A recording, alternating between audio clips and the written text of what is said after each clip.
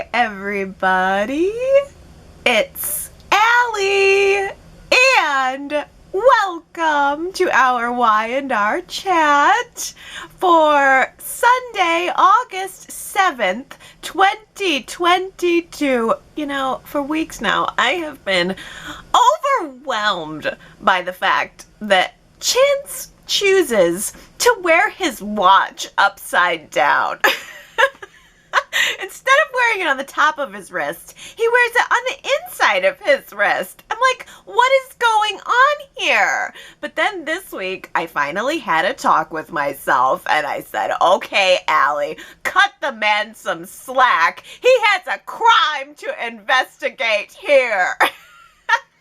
He does not have the time to rotate his whole wrist around to find out what time it is. He just needs an easy way to just glance at the wrist and see what time it is.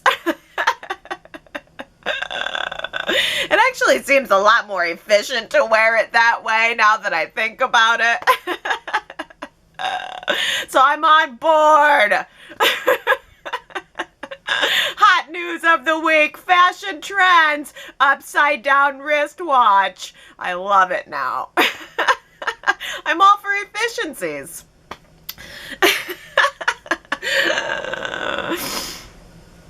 It's also a really fun part of my fantasy to think that there are swarms of news reporters descending on Genoa City right now from all over the country, as Sally said, all of them hoping to get the scoop on Ashland Locke's death. I'm just imagining there's 100 podcasters with their microphones running around town doing interviews. Probably pounding on the Crimson Light's front door trying to get in, since Sharon locked the door so that she could have a middle of the day conversation in private with Nick. What? The sign says open, but the door is locked, Sharon. I don't think so. Let me in. She had to have that discreet conversation with Nick. I'm sure, hopefully one of these reporters will report on that scandal. Crimson Lights closed in the middle of the day.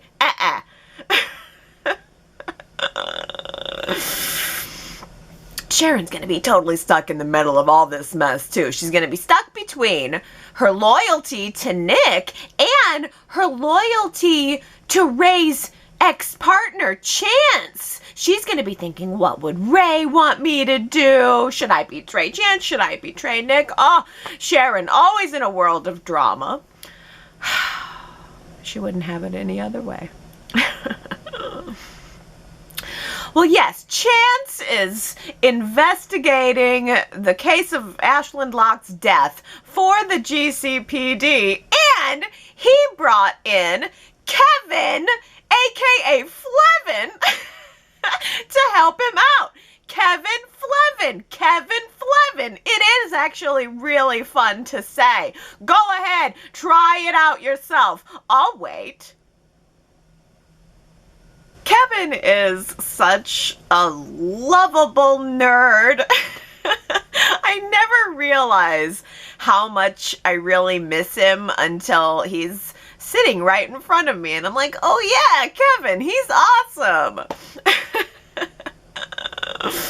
And I think it's a charming little facet of his character that he likes to play role-playing games. And I love that he was able to use his nerdy prowess to get the medical examiner to release Ashland's autopsy report a little bit early. And Kevin's been doing a lot of legwork on this. He was also able to find out that the security footage at a nearby gas station had been wiped, blah, blah, blah, blah, blah, blah. All of this evidence means nothing. It's all inconclusive.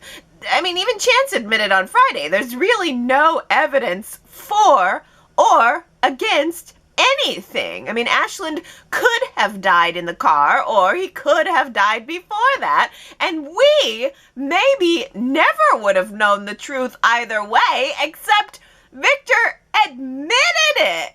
He actually admitted it. I'm shocked. I found that so shocking and so compelling. There was a part of me that thought, oh, well, this is probably going to end up being a mystery that will never be revealed. We'll just never know. Or it'll be a 6-week long rigmarole to find it out, and then maybe we'll see what happened in some kind of hazy flashback. But no. It just happened. Chance was really pressing on Nick this week. He was putting on the heat, saying that he finds the whole situation around Ashland's death to be suspicious. And Nick found it all to be very suspicious too. I think that Nick both wanted to know and didn't want to know whether there was any truth to Chance's suspicions. Did I kill a man? And my dad just secretly covered it up for me the way that he covered up AJ Montalvo's death for Adam?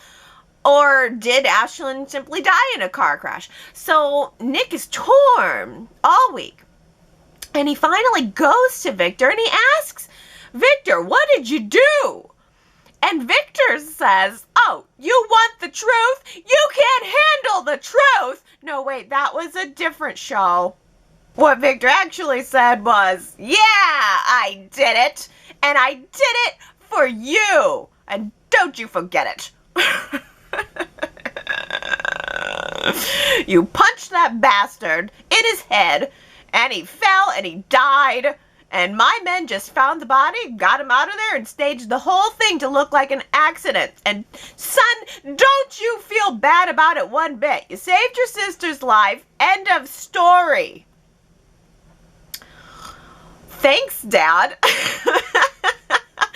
Thanks so much for your help, because this probably all could have been a really clear-cut case of self-defense. I think they probably could have made that argument very effectively, since there's very other little evidence, if they just would have left it alone. If Victor would have just left it alone. Well, I mean, because honestly, I tell you, I am wondering if anybody else was involved in this, because Victoria had been missing all week until Friday, and we really hadn't gotten her full take on everything yet. We haven't really checked in with Victoria yet. She was very careful when she was recounting the story of Ashland's death, when she was talking to Billy. She was very happy to soak up Billy's compliments, and they capped it all off with a hug. And then Nick filled her in on what their dad had done just before Chance was showing up at the door to do some more questioning. But part of me is saying, well, maybe Victoria was only playing along with Nick. I just would not be surprised at all if Victoria not only knew about what Victor had done, but if she in fact called Victor and asked him to come clean it up. It did all happen very quickly. And Victoria is the preferred child. She would want to stay that way, the preferred daughter. And next week it looks like Victor's other daughter is going to have some issues, or at least a part in the story. She's going to be expected to kind of fall in line with the Newman version of events, isn't she? We had, Abby questioning Chance a little bit this week. She didn't know that Chance was, investigating her family, but she's starting to catch on now. And we saw in the previews that Nikki is asking Abby to have Chance back off of the investigation. I actually like this a lot. I hadn't really yet thought about how Abby would fit into all of this, but the whole messy situation does put Abby square in the middle between her father and her husband, and I don't know whose side she's gonna choose. Adam has been lurking around the edges of the latest Newman scandal, and Victor told him this week that he's really starting to piss him off. That was a real shocking moment for me. I was like, can you say that on TV? You're really starting to piss me off, and that's not a good idea. Yeah, I don't know. Apparently. Oh, Adam is so fully disconnected from the Newman family at this point. The relationship with Victor is broken. The relationship with Nick is all shaky now. And Adam's not working for the family business at all. I'm wondering if Adam is going to be the one to maybe find some evidence that implicates Victor. And if all else fails, I wonder if maybe Adam would plant some evidence that implicates Victor. So while Adam is contemplating his next move, can't help but notice that Nick and Sally are kind of becoming close. I actually really love this, and I'm all for it. I think and have thought for a while now that Nick and Sally would make a really hot pairing, and I also think that it would make Phyllis go berserk. Phyllis hates Sally. She would hate to see Sally and Nick hook up. Although I'm not really sure if Phyllis is really even capable of going any more berserk now. She may have reached her threshold. If Diane is with Jack and Sally is with Nick, I think Phyllis's wires might just catch fire and she could burn out completely. There's only so much the woman can handle. But if Nick and Sally started to grow closer, that would definitely make Adam very jealous, and I'm all for that.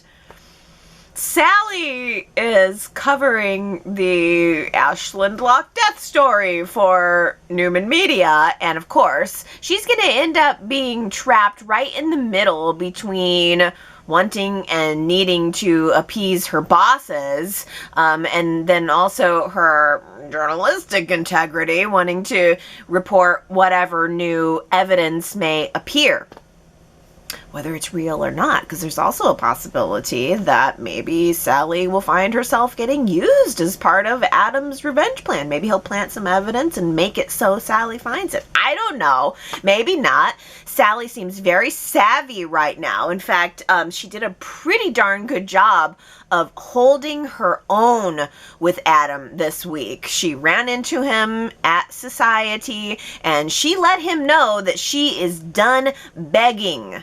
She has stopped her heart from bleeding. She is all business now. And she even teased Adam with what little info she has about the Ashland investigation. She wasn't going to give it to him, and I really liked that. I think Sally is in a really crucial position here, because if Chance's investigation continues to come up cold, then Sally may be the only one outside of the Newman family who knows the truth. And what will she choose to do with it? Would she publish what she knows and risk losing her job, or would she just go along to get along? The doctors have assured Tessa that everything went very well with her vocal cord surgery. She's just gonna have to take it easy for a while. No talking, no singing, and no pretending to laugh at Mariah's bad jokes. I really, really liked the post-surgery scene at the coffee house with Sharon and Faith and the whiteboard. I think that Kate Fairbanks did such a good job of emoting without being able to use any words. It made it a really fun scene. I was surprised to see Faith. Seems like Faith hasn't left for college yet. Maybe she has a couple of more weeks before classes start. Do you think that Sharon's going to throw her a going away party? Or maybe Noah could throw her a going away party at the Top of the Tower nightclub? No, wait. Victor turned that idea down. No. An upscale restaurant is what Newman Enterprises needs. We cannot have our executives and our clients whooping it up all night long with candy-colored hair and space goggles. Partying at a nightclub. No. We need these people to be politely whining and dining. And that is all. Aww. Poor Noah. Victor did praise the idea. He praised his grandson's ingenuity, and he was happy to take credit for it. That's the thing. He said, "You're a Newman.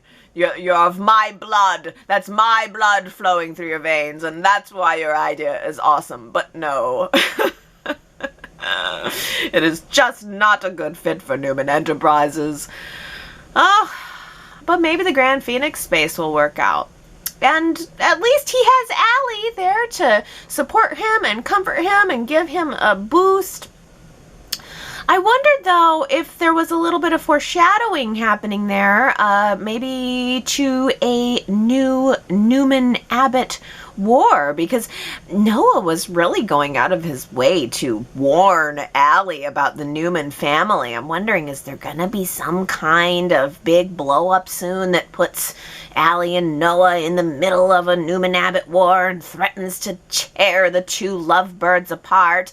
And might that war get kickstarted by Adam taking a job behind enemy lines at Jabot? Kaboom! Line of the week, word of the week, kaboom! I feel bad for Summer, because Phyllis is laying it on so thick, telling Summer about how much she wants to work at Marquette so that she can be closer with her daughter. But all the while, what she's really doing is planning Diane's demise. Phyllis is low-key selling the Grand Phoenix and partnering with Nikki and Ashley to get it all done. I don't know. What are you guys thinking about the Destroy Diane Club? Is it a thumbs up for you? Do you like these three partnering up together? Do you like the drama? Or is it a thumbs down for you? Is it too nasty? I thought that would be a good poll this week at yrchat.com. Do you like the Diane Club, or do you give it a thumbs down?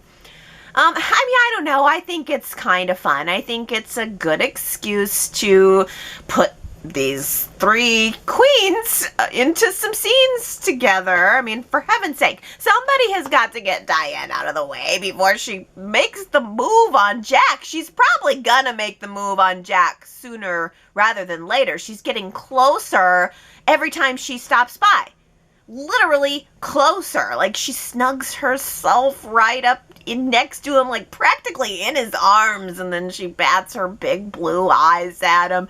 And it's only gonna be a matter of time before Jack falls for it. Which, incidentally, I'm also for. I'm actually rooting for Diane and Jack to get together. But somebody's gotta stop it.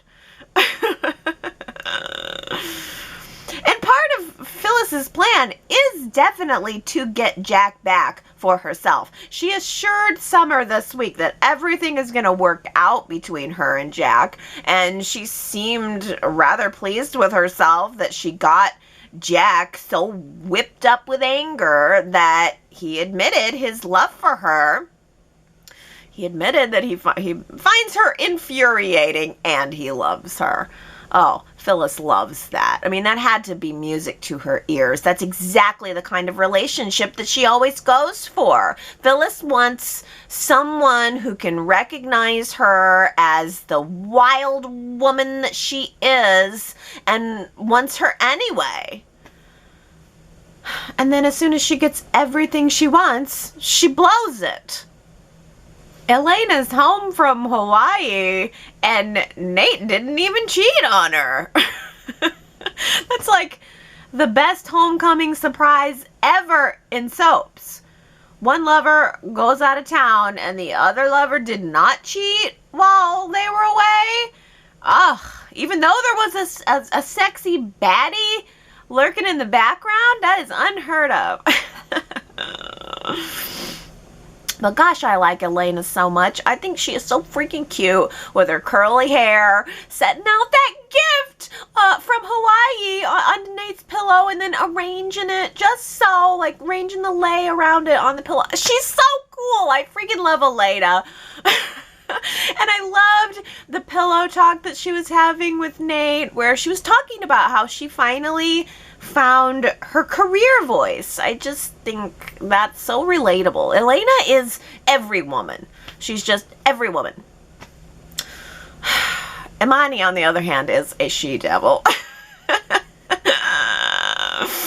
She has so subtly fueled the tension between Devon and Nate, and she's positioned herself on Nate's side, and Elena is starting to see it, but Nate is not seeing it.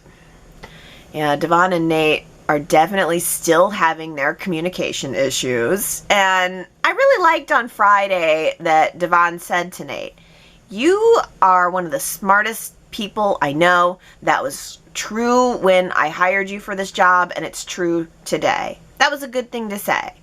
But I also think that it just doesn't occur to Devon that he could be part of the problem. I think he just sees himself as the all-knowing boss. He knows everything. He's got the experience. And so anything that goes wrong on a communication level between them, he just blames Nate. I think he just lays it at Nate's feet, blames it or chalks it up to it being Nate's lack of business experience. And maybe that is partly true.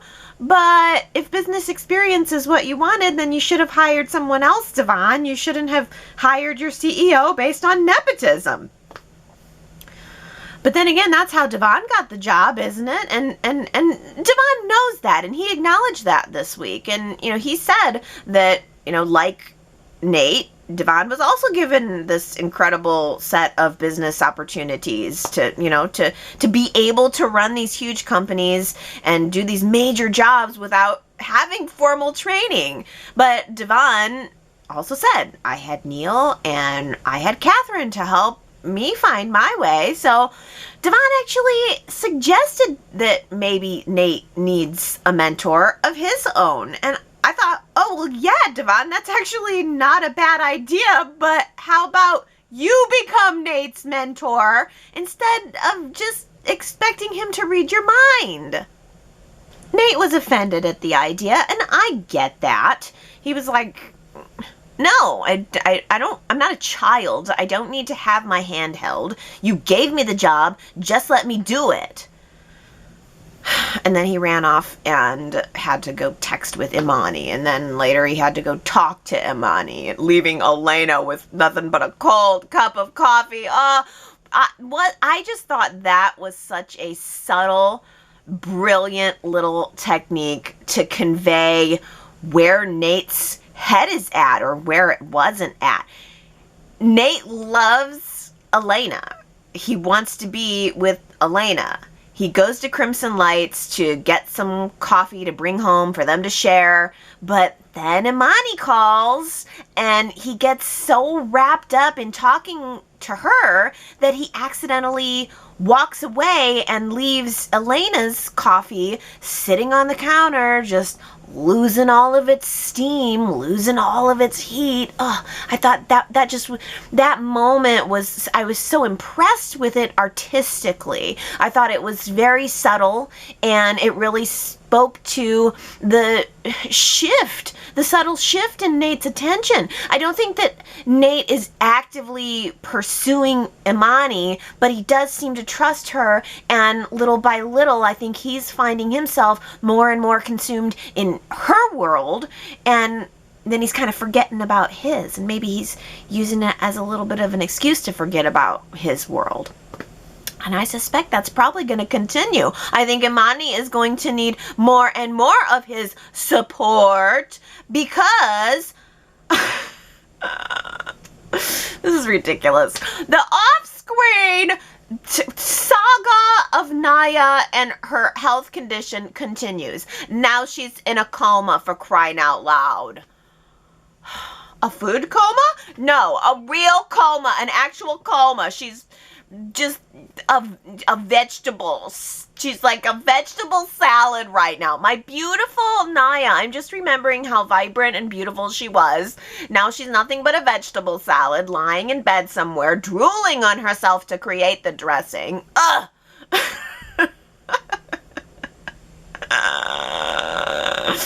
Naya salad. I feel bad for Amanda, okay? Michelle Morgan is killing it, obviously. She's gut-wrenching and raw, and, you know, I connect in with the fact that she's crying for the mother who she just recently found and really has not had much of an opportunity to connect with. But, I mean, there's only so much I can dial in here when everything's happening off-screen. And with Imani and Amanda also, I guess, going to be taking turns, being in and out of town. It's weird. I don't know. I guess they're both going to be on an extended absence from Chancellor Winters until Naya's expiration date is up, I guess. Every predator is someone's prey. I love that line. Every predator is someone's prey. Of course, we were talking about Ashland Locke, and it was Nikki specifically who had that really great line. Every predator is someone's prey. So true. Ron, Henry, Victoria, Brittany, Sherry, Susan, Tanya, Sue W, Juanita, Tina, and Kamna. You guys win. You got it right. Answer was Nikki. I have another really good line for you this week. We'll see if you can guess it. Some people just need a healthy dose of chaos in their lives. Ooh, that feels true. Some people just need a healthy dose of chaos in their lives. Who said it? If you think you know, go to yrchat.com to leave your guess.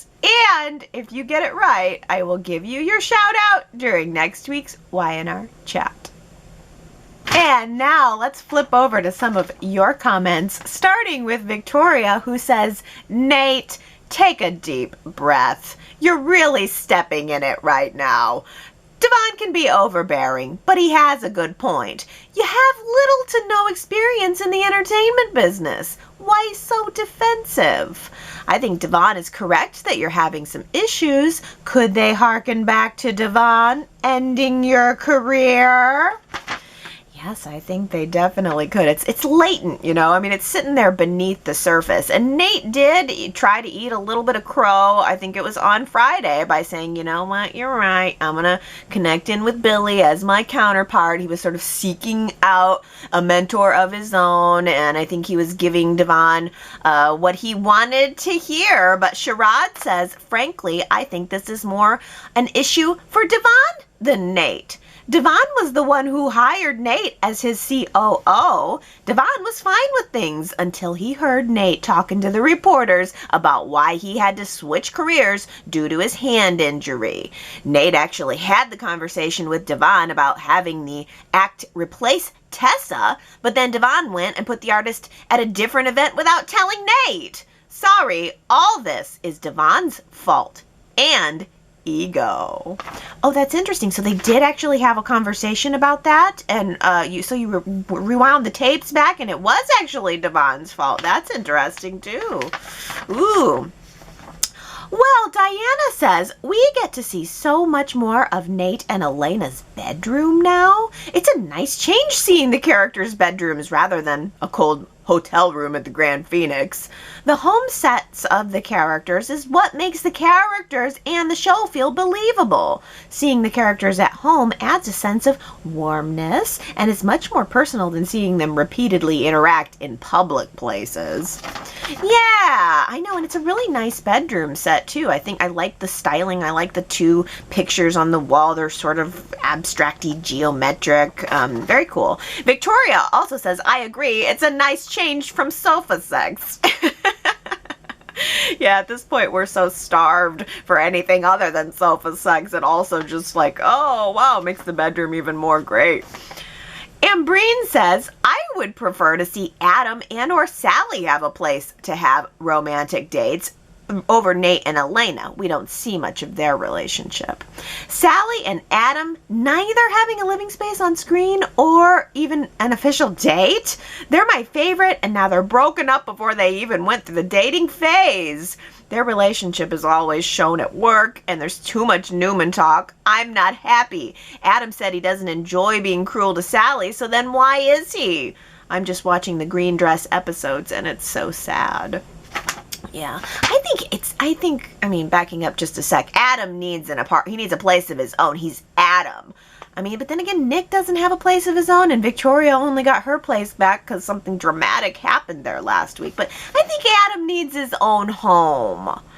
But on the topic of Adam and Sally, last week I asked you guys, do you think that their relationship is true love? Or is it just a fading romance? And this was actually a really close vote, which I love. 52% of you think that Adam and Sally are true love. 48% of you saying they're just a fading romance. But Ambreen, of course, votes yes, true love. They are my absolute favorite right now and in years. They're fiery, supportive, honest, and have rocker chic vibe noticeable in their lines and clothing.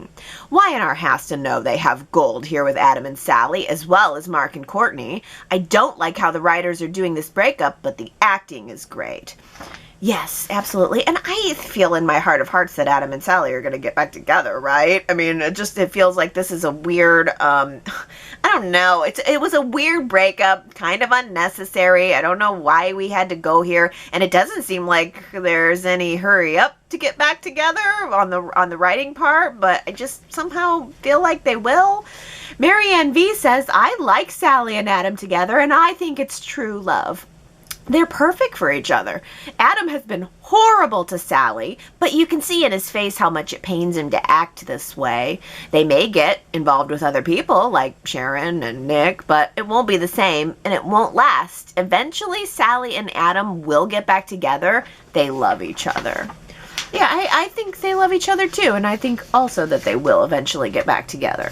Tony says, I would like to see true love here, but I voted fading romance because I think the writers want something retro with Adam's character. Maybe Chelsea or Sharon. Is Sage still alive? I think Sage is dead.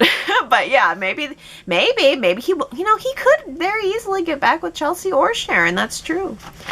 Gary says, well, it's a true love of sorts, but I have no patience with Y&R taking the easy out of having to write relationship scenes for them so that they can activate the whole essence of soap opera self-sacrifice for love thing when Sally herself doesn't want a separation in order to keep her job.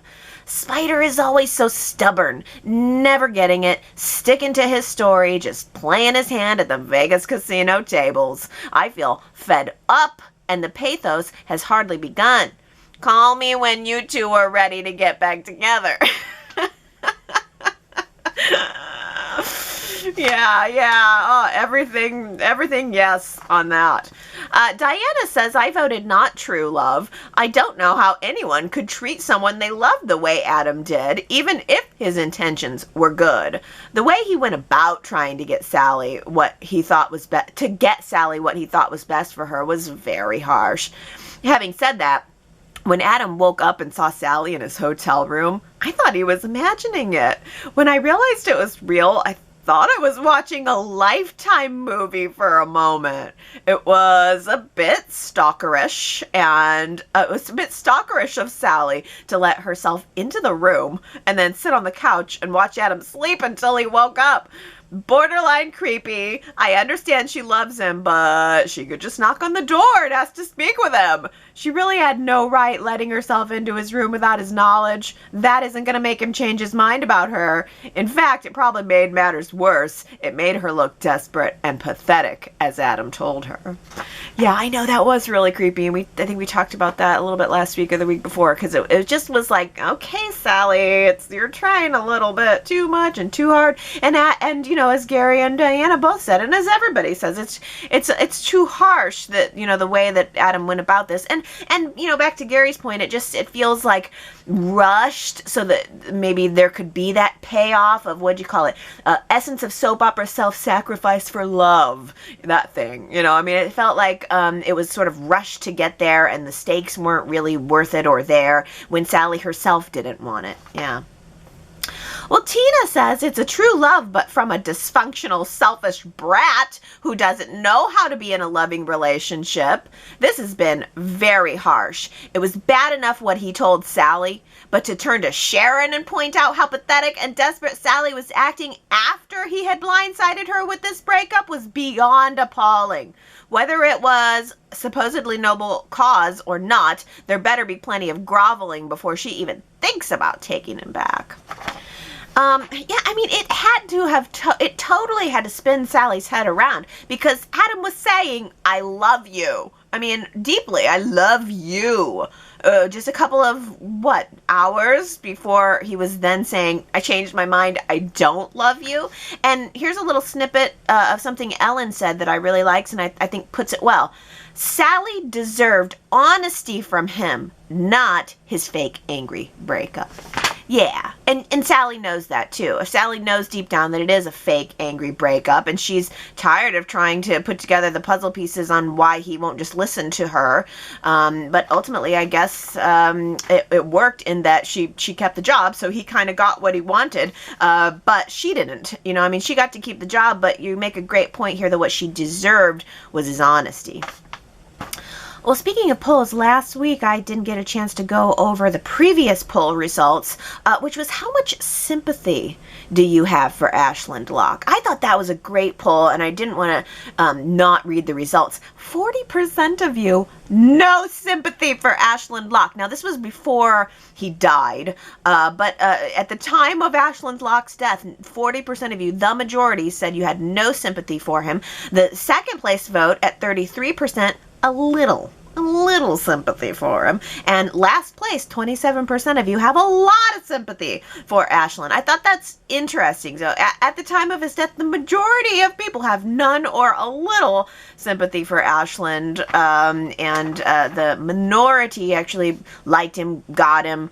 And I wonder if those numbers would have changed at all, given the way he died.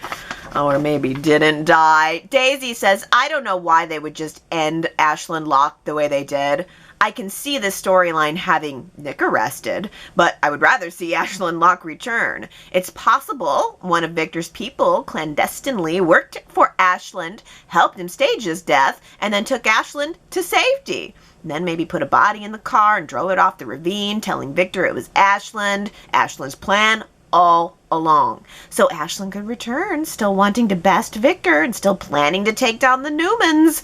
Perhaps the new character played by Trevor St. John is the one who's helping Ashland plan his con for years, the one Ashland has been calling. And the next step in their con is to point the finger at Victor and send him to jail. Ooh, I really like that. I definitely get the feeling that even though the actor is gone for now, I think he said he's actually been cast in doing some theater. So he's off the show. He's doing something different for now. But I absolutely think that the door is still open for him to return. And you make a great point about this new character that we're going to be getting. So here's from Soaps in Depth. A familiar face is coming to Genoa City. Well, familiar to ABC daytime fans anyway. Trevor St. John is joining the cast of The Young and the Restless in a brand new mystery role. St. John is best known to soap fans for playing the role of Walker Lawrence, Todd Manning, and Victor Lord Jr. on ABC Sudster, One Life to Live. Wow, 3 roles on the same show. When the actor first joined the cast of OLTL in May 2003, it was a recast of the character Todd Manning taking over for Roger Howarth. And in the fall of 2003, he also played look-alike villain Walker Flynn Lawrence. But after living in Landview for almost a decade, it was revealed that St. John's character wasn't Todd with plastic surgery, but really his brother, Victor Lord Jr. It's all a bit complicated, really. I love that. Gosh, I love soaps. That description right there just says it all right there. Wow. So new mystery man. It does almost seem like he's replacing the Ashland lock hole that's been left. Maybe that means he could end up being a hookup for Victoria. You never know. Oh, well, Gary says Nick needs to turn himself into the cops and take his sister with him. Victoria baited Ashland to his death, and Nick delivered the final blow. Give Victoria 25 and Nick 15, no visitors. Victor calls Ashland a criminal, but look at his own latest now. The Newmans, America's criminal self-delusional crime family. Nikki is its head baby-faced doll. I think maybe despicable all. Oh, yeah. Is Nick going to end up turning himself in? That's a good question. Sherrod says Nick is turning out to not be such an upstanding guy. He just doesn't want to be kept in the dark. However, he's willing to keep the family secrets. He was all about protecting Victoria. I can't wait until he finds out that Victoria actually called Victor that night. Yes, Sherrod, you and me both. That is the twist I'm waiting for, too. But yeah, it's interesting to see. It'll be interesting to see what Nick will do with this. And I think you make a pretty good point that, Nick he's being portrayed in a light of upstanding guy saving his sister. But it'll be interesting to see. He's also just not wanting to be left out of the loop. These Newmans. Well, Sue W. says, I still love the Newmans and their stories. Doesn't mean I want only them on Y&R, nor do I necessarily find all or even any of them to be salt of the earth. That said, I do find them highly entertaining and very well cast. I may be the only one who does these days, but I accept that. The Newmans and all of their in-out connections that started once upon a time with a lone Christian Miller are a huge reason why I've been a decades-long Y&R fan. I am still all in with them today. No Newman frustrations here. I'm accepting the soapy absurdities, of course. Yeah, that's how I feel too, Sue W. I don't have Newman hate. I don't hate Victor, Nikki, Victoria, or Nick. I still love them all after all of these years. And I think that's the key, just sort of accepting the soapy absurdities. I feel like I kind of end up watching things on a rolling timeline. I don't retain information about past storylines very well, so I'm always just like in one moment with my popcorn, being just happy that it's there. Oh, but yeah, I still love them. I still love my show. They are a major part of the show. I mean, if you're not down with the Newmans, then it's probably tough to watch, really. But Daisy also says the best scenes of the week were Victor speaking to his sons. Victor is so powerful in everything he says, and a little scary too. But Nick should just stop talking about Ashland. He may be feeling so guilty that he ends up telling Chance what his father said he did. We might just end up seeing Nick in jail for manslaughter, maybe even Victor for concealing a death. Well, until the body turns out to be not Ashland.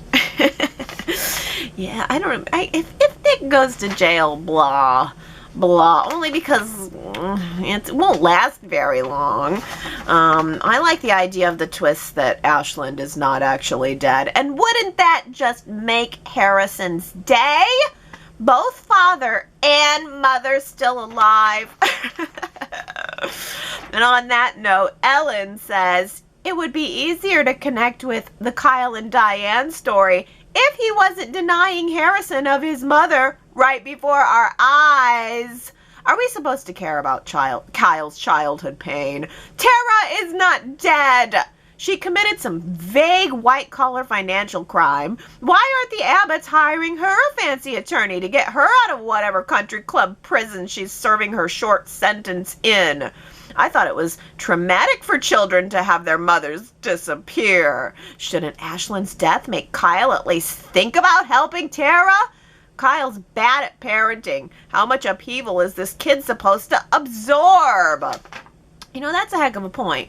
If it's, you know, from Kyle's perspective, having lost his mother, Jack's perspective of having been abandoned by his mother, you'd think that the Abbotts might prioritize getting some help for Tara. When, I mean, at the end of the day, she didn't even end up being all that big of a baddie, right? I mean, she was soap opera villain light, and what she went to jail for was a white collar crime. Yeah, good point. So bring back Tara. That's the call for the week. Bring back Tara. Well, Sue W. says, Summer has wholeheartedly taken on raising Harrison as though he were her own. I completely believe the character has a mama bear's pure, protective, and genuine love for her stepson. I really like this actress in the role. Not sure Hunter King would have fit this new direction for Summer as naturally as Allison L. is doing. It's a great character revamp, a great recast in my opinion. Good work, Y&R. Yeah, you know, this is an interesting point. Would Hunter King be playing that mama bear role quite as effectively? I don't know. But I think the fact that nobody's really talking about Summer all that much right now is a testament to how good the recast is. I think it's a totally natural and fitting transition. I buy it hook, line, and sinker. I think Allison is great. I love her deliveries. She is the natural Summer that just feels like she fits with the show. For me, anyway. Victoria says, Phyllis is always getting in her own way. She repeatedly toots her own horn and cannot help but jab at Diane. Phyllis has no self-awareness.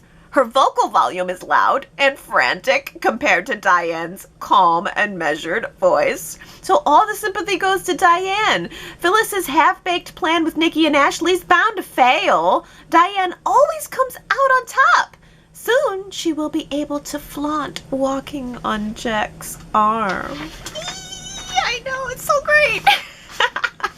I was just thinking this week that casting her, getting Diane into the mix here is like the greatest thing that Y&R has done. And I actually have enjoyed on the overall watching Phyllis fly off the handle. I think this has been like probably one of the greatest, you know, things of the year for me is Diane's return from the dead and the way it totally pushed Phyllis over the edge. But because it's fun to watch. It's just fun to watch.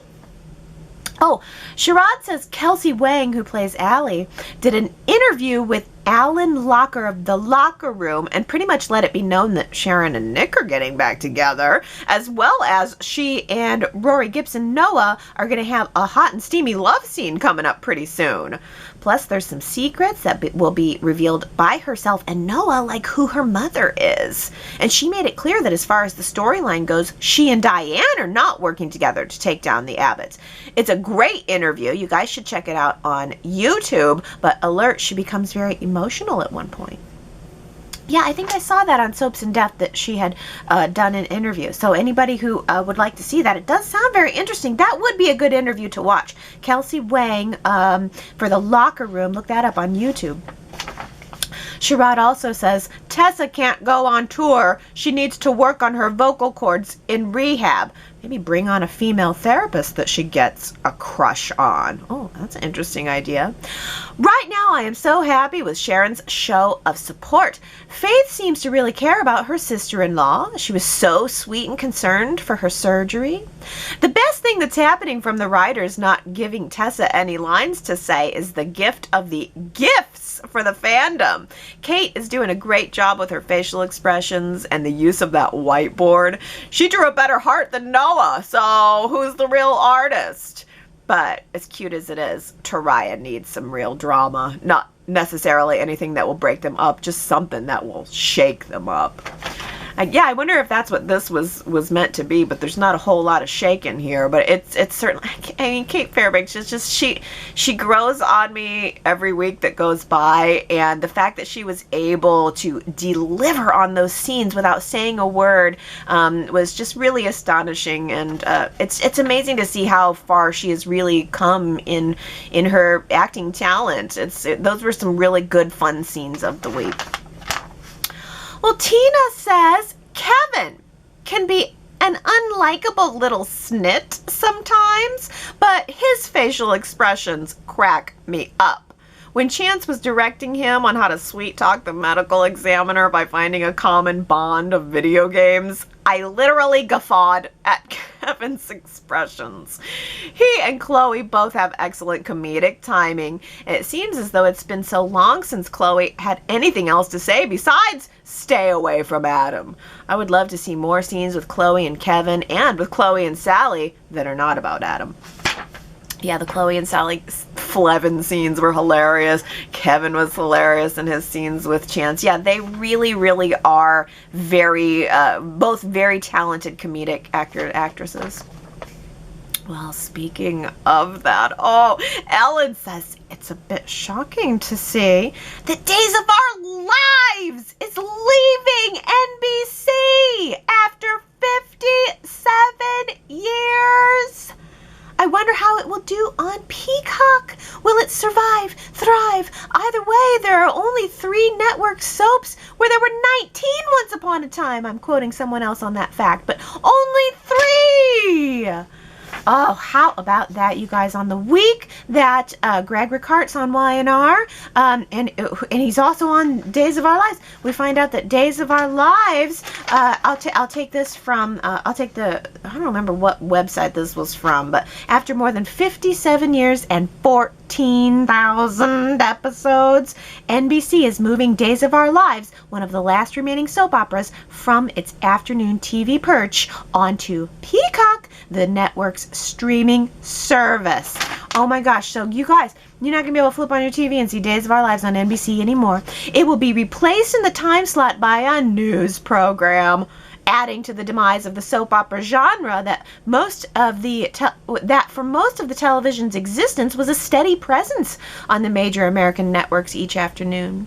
Days of Our Lives will make its Peacock debut on September 12th, when the hour-long NBC News Daily will also premiere with its place on network TV.